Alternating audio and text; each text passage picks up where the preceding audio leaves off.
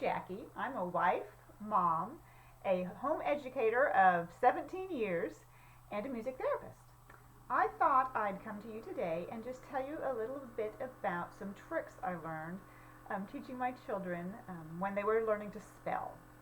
Now, I have two children, a daughter and a son. They're about 3.5 years apart. And my daughter was a great speller, no problem spelling at all. But my son, totally different story. As many of you know, we are like left brain people or right brain people, or a combination of both, most of us are. But when we're learning, we typically have a certain style that we learn best from. My daughter loved to read, still loves to read, and so spelling in school was not a problem for her. But as I said, my son was a totally different story. He's a creative sort, loves, of course, typical boy, loved to play outside, very active. I always said if he was in school, he would probably have been diagnosed with ADHD or ADD. He never was, but, he just had some of those possible symptoms.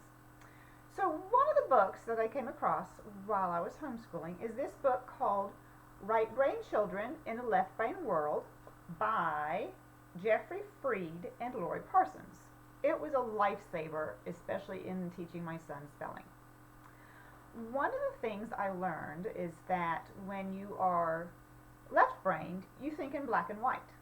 You don't normally think in pictures.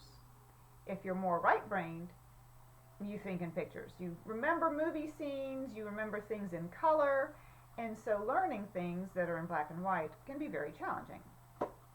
So this book talks about writing spelling words in color. And so I tried this little trick.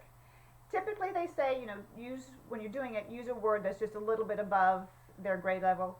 I went ahead and used the same word for both my kids. So this is the word I used, cartographer. I wrote it in black and white on the whiteboard, showed it to them for 10 seconds, and then took it away. And, of course, then asked them to spell it out loud or write it down, whichever way. Daughter could spell it, no problem. She was in 4th grade at the time, I believe, and my son was 1st grade at the time. He had the foggiest idea what the letters were in the word. So then I got out my markers and my different colored markers and wrote the word in 4 different colors. So for cartographer, we have red, blue, green, and orange.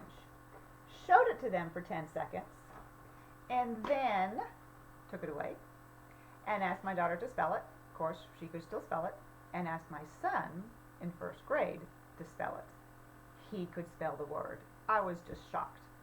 So then I started asking him, okay, what letters were green? And he could tell me, G-R-A. I said, what letters were orange? And he could tell me, P-H-E-R.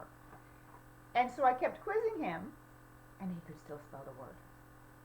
So from then on, for the next 2 or 3 years at least, actually probably through at least 5th grade, I would write his spelling words in color. So maybe 1st grade, of course, you're just doing 3-letter words. So for red, the consonants would be one color, the vowels would be another color. For a little longer word that have blends in them, like, blend.